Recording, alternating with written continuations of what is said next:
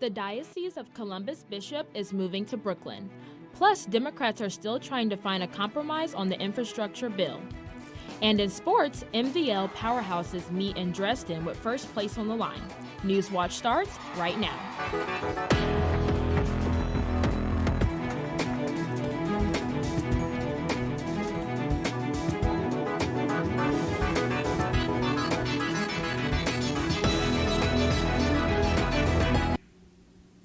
Good evening. Welcome to Newswatch, your source for news impacting southeastern Ohio. I'm Fallon Howard. The Diocese of Columbus Bishop is moving to Brooklyn. Pope Francis on Wednesday appointed Bishop Robert Brennan to take over in Brooklyn. This appointment comes with the resignation of the current Brooklyn Bishop, Nicholas DiMarzio. The decision came weeks after the petition had cleared Bishop DiMarzio of sexual abuse allegations. Two men had separately claimed DiMarzio abused them a half-century ago in New Jersey. Bishop DiMarzio is 77, which is 2 years older than the normal retirement age. DiMarzio and Brennan held several events in Brooklyn Wednesday, including a welcome mass at St. Survivor Catholic Church. Brennan spoke to the local Catholic students about his transition. Last week I've been feeling a certain sadness at what I'm leaving behind in Columbus, a lot of sadness about that. But being here today, I'm feeling a lot of excitement and joy being among the people here. A new Columbus bishop has not yet been appointed, but will begin in December. Zanesville's designated outdoor refreshment area went into effect downtown on Thursday. DORA allows legislative customers to buy alcoholic drinks at participating locations and area and a card to other DORA establishments. Customers are not permitted to leave the area with drinks or bring outside drinks into the DORA. DORA hours are from 4 to 11 p.m. on Thursday and 11 a.m. to 11 p.m. Fridays, Saturdays, and Sundays. Cities of Zanesville size are only allowed one DORA by state law. Larger cities may have several. This comes into effect just in time for Zanesville's first Friday Art Walk. Let's see what the weather will look like tonight for the event. Erin? Thank you, Fallon. Tonight's weather is going to be very, very pleasant for that walk. It sits at 70 degrees with sunny skies, very comfortable, and humidity is just right at 50% with a slight breeze from the northeast at 0 to 5 miles per hour. Across the region, you can expect to see some other very mild temperatures in the upper 60s to the lower 70s, with our cooler areas to our northeast region, and then the warm spot being in Columbus towards our northwest. 73 degrees in Columbus, and then towards the east, 67 degrees in New Martinsville. Some things to look forward to this week ahead. Summer-like temperatures will stick around. When will we be able to be cooled down by rain, and is there a chance of thunderstorms? I'll talk about this and more in my full forecast, but for now, back to you, Fallon.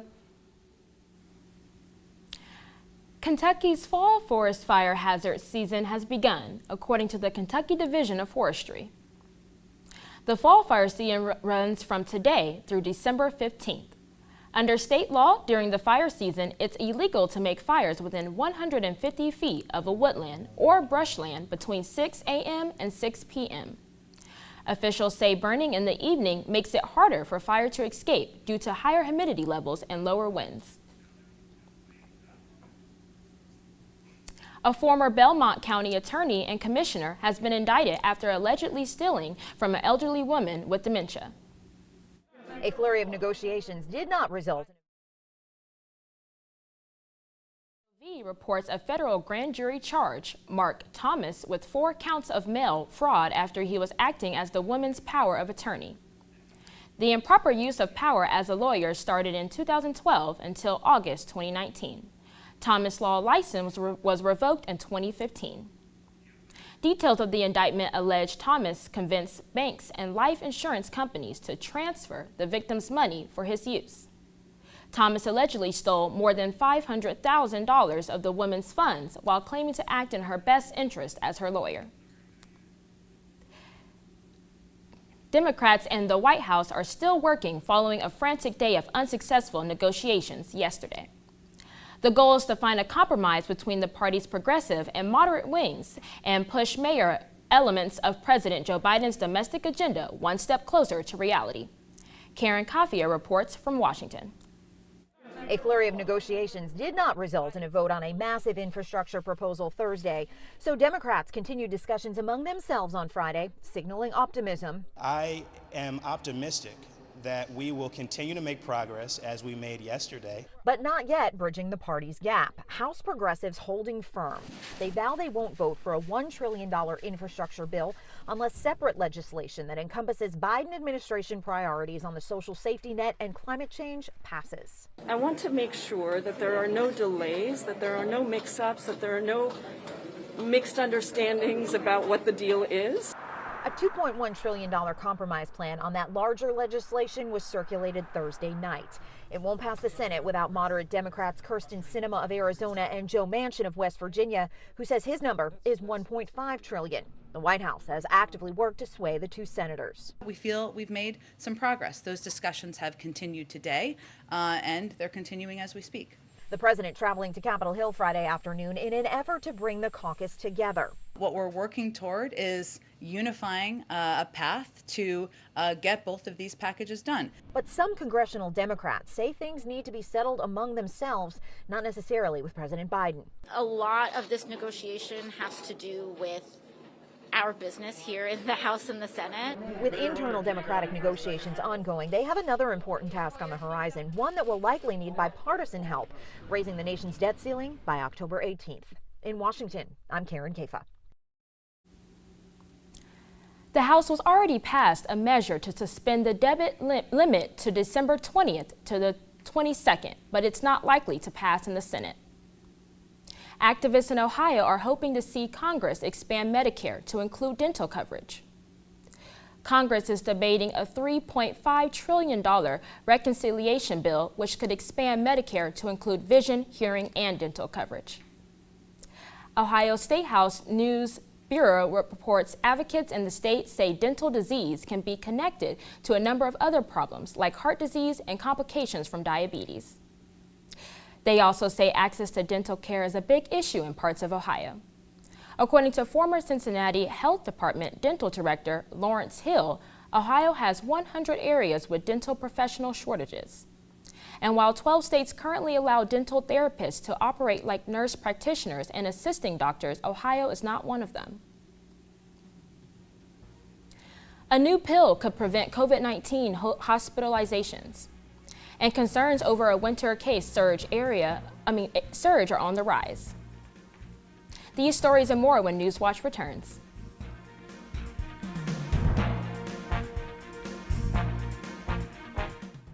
Friday is coming up quicker than you think.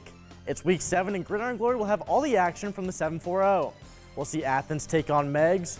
Staying in the TVC, it will be an intense battle in Waterford as the Wildcats take on Southern. Want to see where we're headed for the game of the week? Follow us on our social media platforms for all of the latest in Southeast Ohio. So turn the channel to WOUB on Friday at 11:30 p.m. We'll see you then.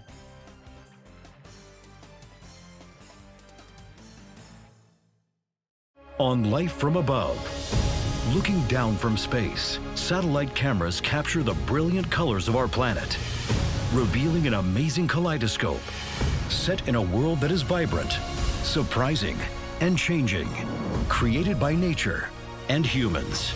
Discover our planet's incredible spectrum of colors as you've never seen it before.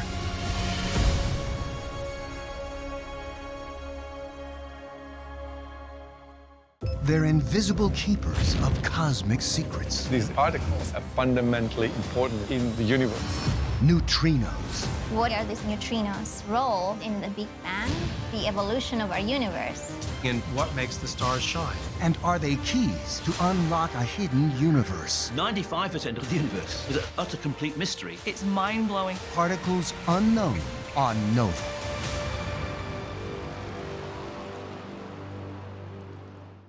It's absolutely a crazy project. This is our real shot. We don't want to screw it up. We're building a stick in the sky. Within a New York landmark, You can see where the historic building sat. this super tall skyscraper A couple 100 feet taller than the Empire State Building. can only be as wide It has a very small footprint. as a basketball court. 1,500 feet up in this small amount of area, a logistical nightmare.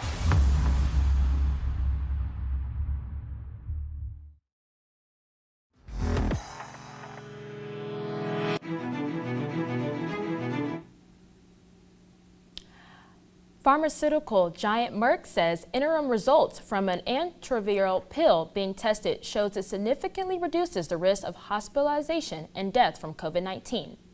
Mandy Gaither has the latest in today's Health Minute.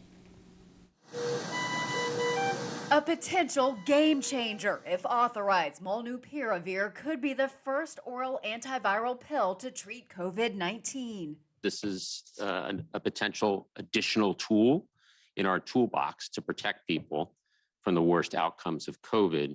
In experimental trials, pharmaceutical giant Merck tested the pill on at-risk, non-hospitalized adult patients with mild to moderate COVID-19. Of the 385 participants given the pill, 28 were hospitalized and none died, compared to 45 hospitalized and 8 deaths among those who received a placebo. The company says the interim analysis of that trial showed it reduced the risk of hospitalization or death from COVID-19 by half.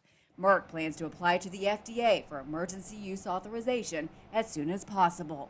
The FDA will look at the data and in their usual very efficient and effective way will examine the data as quickly as they possibly can. Health experts stress the pill is not a vaccine and would not be a replacement for it. Preventing infections is a much better thing to do than treating them after people have been sick. Oral antivirals are already essential treatments for viral infections. One of the best known is Tamiflu, prescribed to help shorten the duration of influenza and reduce risk of hospitalization if given quickly. For Health Minute, I'm Mandy Gaither. In a news release from Merck, the company said it expects to produce 10 million doses by the end of 2021, with more doses expected to be produced in 2022. Many states are seeing an increase in COVID-19 vaccinations due to mandate deadlines this week. In Connecticut, state employees must show proof of vaccination or submit to weekly testing requirements by Monday. As of yesterday, more than 63% of employees were fully vaccinated and 12% started weekly testing. Care New England, one of the largest hospital systems in Rhode Island, reports more than 95% of its health care workforce has been vaccinated. This state is requiring all employees, interns, and volunteers at licensed healthcare facilities to get their first dose by today. Mandate deadlines have already passed in California and New York. California Governor Gavin Newsom announced a COVID-19 vaccination mandate for students, making California the first state to do so. We recognize good enough never is, and that's why we recognize our responsibility to do more, and that's what we are announcing here today. A statewide requirement for in-person instruction for all of our children to add to a well-established list that currently includes 10 vaccinations and well-established rules and regulations that have been advanced by the legislature for decades to add to that list the vaccination for COVID-19. We intend to do that once the FDA has fully approved the vaccine, which will give us time to work with districts, give us time to work with parents and educators to build more trust and confidence and build out a logistics so that we can deliver on what we are promoting here today.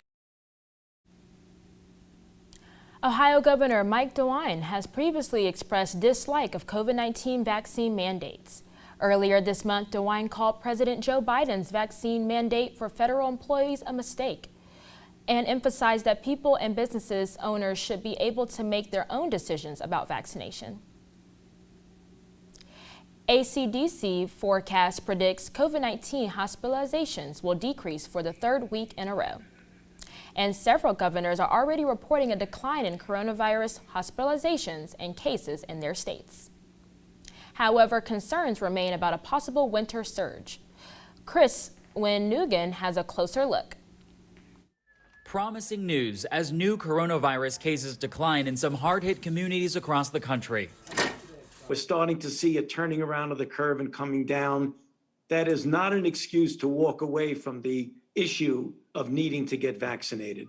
For the third straight week, the CDC forecast predicted decreasing hospitalizations. Some states, such as Kentucky, already reporting encouraging signs with ICU occupancy rates trending down. We're on a decline right now based on not just the virus, but our response to it, our vaccinations, where people are wearing masks. So we want to keep that moving forward. In Georgia, the number of new hospitalizations and cases are also declining. But despite the progress, officials say there could soon be another surge.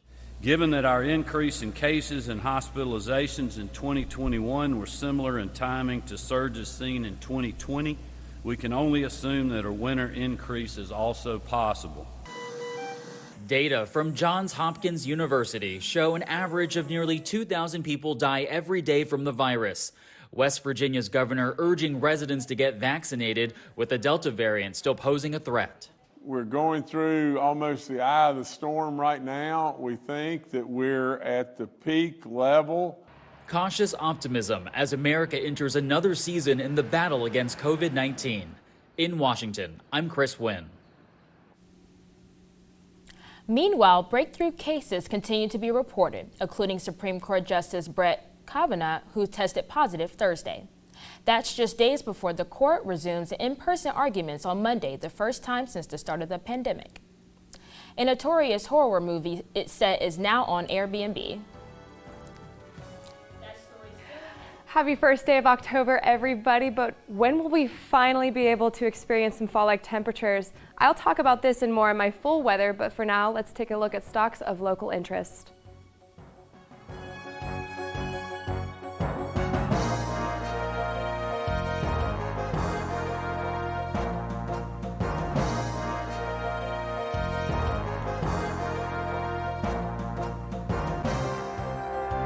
Friday is coming up quicker than you think. It's week 7 and Gridiron Glory will have all the action from the 740. We'll see Athens take on Megs. Staying in the TVC, it will be an intense battle in Waterford as the Wildcats take on Southern. Want to see where we're headed for the game of the week? Follow us on our social media platforms for all of the latest in Southeast Ohio. So turn the channel to WOUB on Friday at 11:30 p.m. We'll see you then.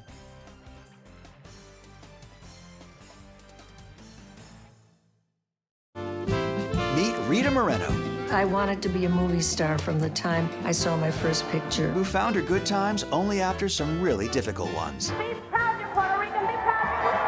I was often treated like a sex object. Enjoy Emmy, Grammy, Oscar, and Tony winner Rita Moreno, just a girl who decided to go for it. Very early on, I realized that getting attention was a very nice thing. On American Masters.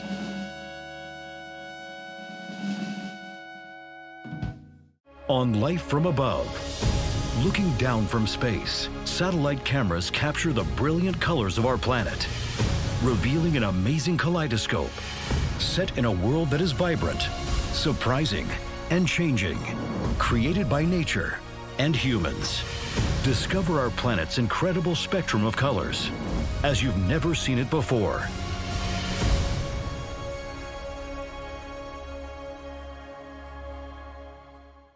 Ashley dreams of attending college. Good morning, Wildcats. Dream big and work hard. But when ICE raids threaten her family, she is forced to become the breadwinner. Siento un enorme peso sobre mi espalda y solo preocuparme de las cosas que se preocupan las chicas de mi edad. Escaping the cycle of poverty in the richest nation in the world. Fruits of Labor on POV.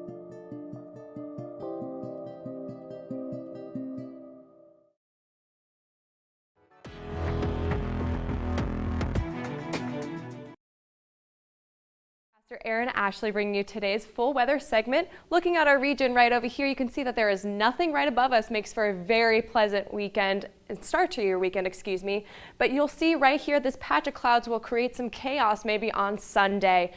Looking ahead the hour by hour for tonight, You can expect to see some clear skies at 62 degrees, 8 p.m. It's going to cool down to about 53 degrees with some calm winds, and humidity is going to rise. That'll bring you a chance of some pretty dense fog as we head into the early morning hours.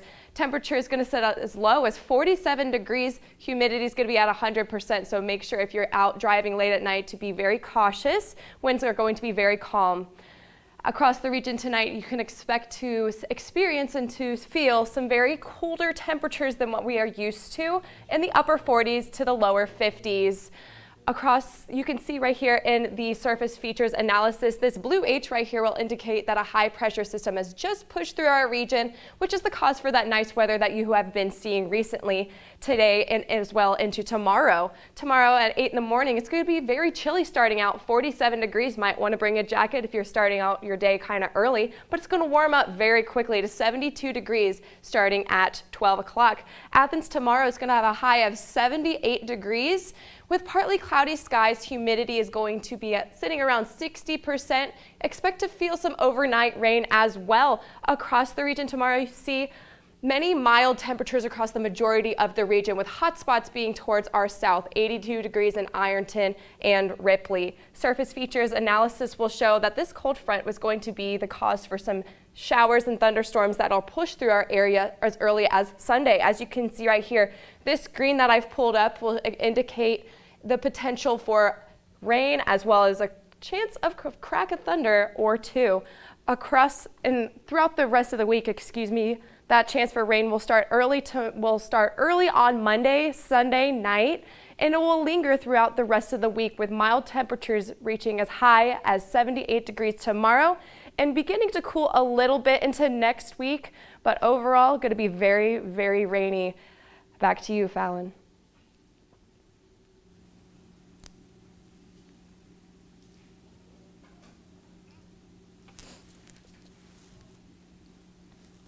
Horror movie fans can now immerse themselves in a notorious home.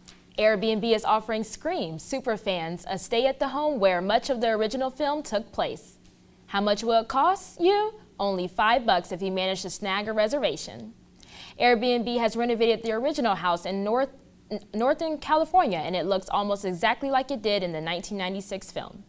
There's now a stained glass window with Ghostface's visage to keep the things creepy through Airbnb, mum on whether the killer will make an appearance.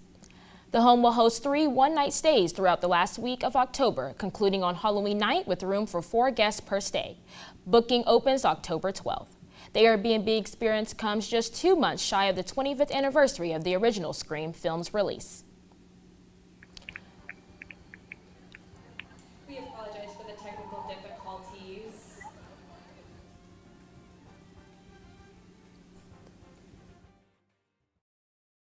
It's absolutely a crazy project. This is our real shot. We don't want to screw it up. We're building a stick in the sky.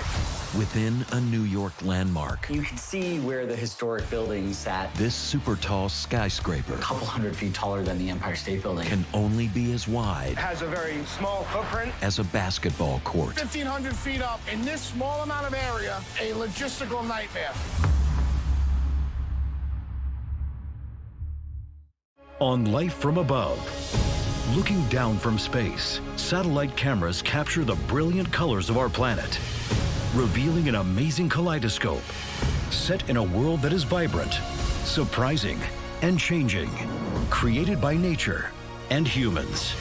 Discover our planet's incredible spectrum of colors as you've never seen it before.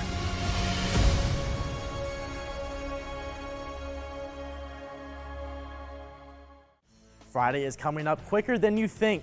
It's week 7 and Gridiron Glory will have all the action from the 740. We'll see Athens take on Megs. Staying in the TVC, it will be an intense battle in Waterford as the Wildcats take on Southern. Want to see where we're headed for the game of the week? Follow us on our social media platforms for all of the latest in Southeast Ohio. So turn the channel to WOUB on Friday at 11:30 p.m. We'll see you then.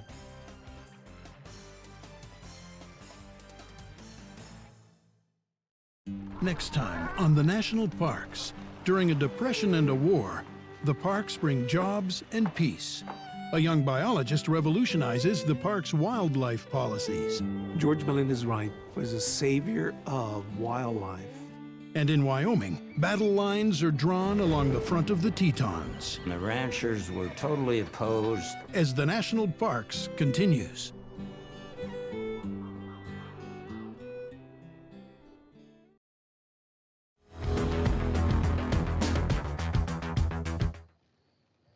The Gridiron Glory Game of the Week features two MVL squads that are both sitting at 5-1 on the season. The Viola Electrics have had a great start to the 2021 season. They've been dominant on both ends, scoring 35 or more points 4 times this season, and they've allowed a touchdown or less in 4 of their 6 games as well. For the host Scotties, they come into this one winners of their last 3 games. Their latest victory was a 36-14 win over Columbus Briggs last Friday night.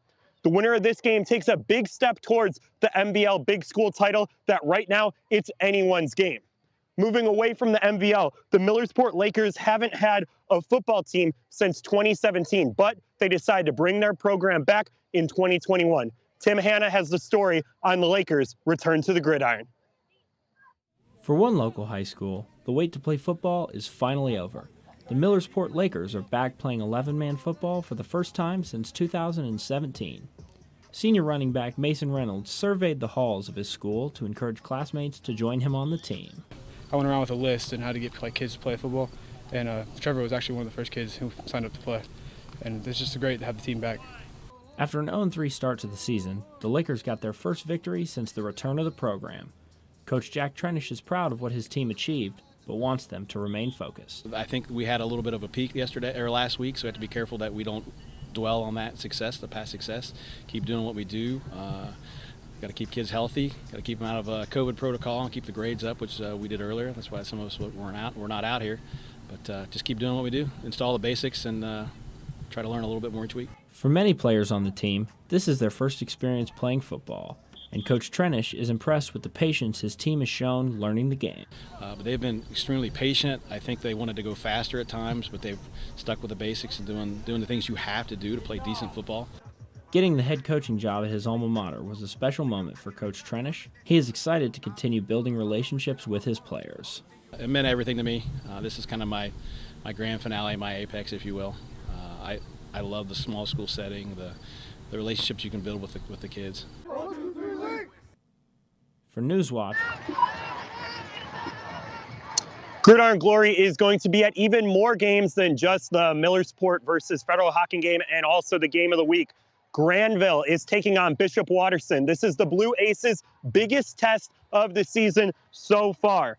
Granville's unbeaten, and this is a prime opponent in Division III, Region 11. In other action around the area, Warren is going on the road to take on Vinton County. The Vikings have been a surprise this season and sit at 4-1. Vinton County hasn't finished above 500 in a season since 2004. A win tonight would get them closer to achieving that goal. Staying in the TVC but moving to the Hocking, a game scheduled just yesterday between the Trimble Tomcats and the South Gallia has been added to the schedule. Trimble is looking to break their first 2-game losing streak since 2011. In other TVC Hocking action, Waterford and Southern are squaring off in a battle between 3 and 2 squads, both looking to improve their playoff seeding. Waterford is currently 7th in Division 7 Region 27, while Southern is currently 10th in Division 7 Region 27. I'm going to send it back over to Aaron for the studio in Athens.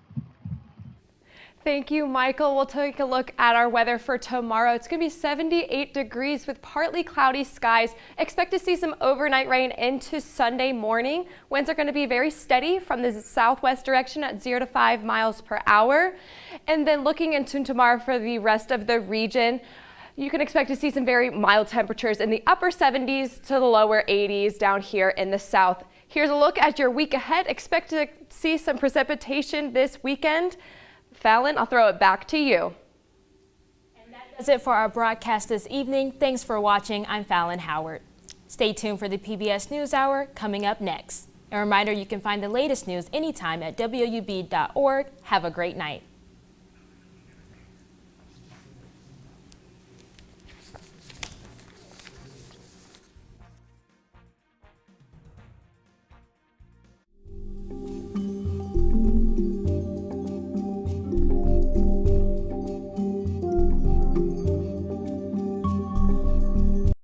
Support comes from Hocking Valley Bank, offering mortgage loans or refinancing on an existing home, making it easy for dreams to become a reality.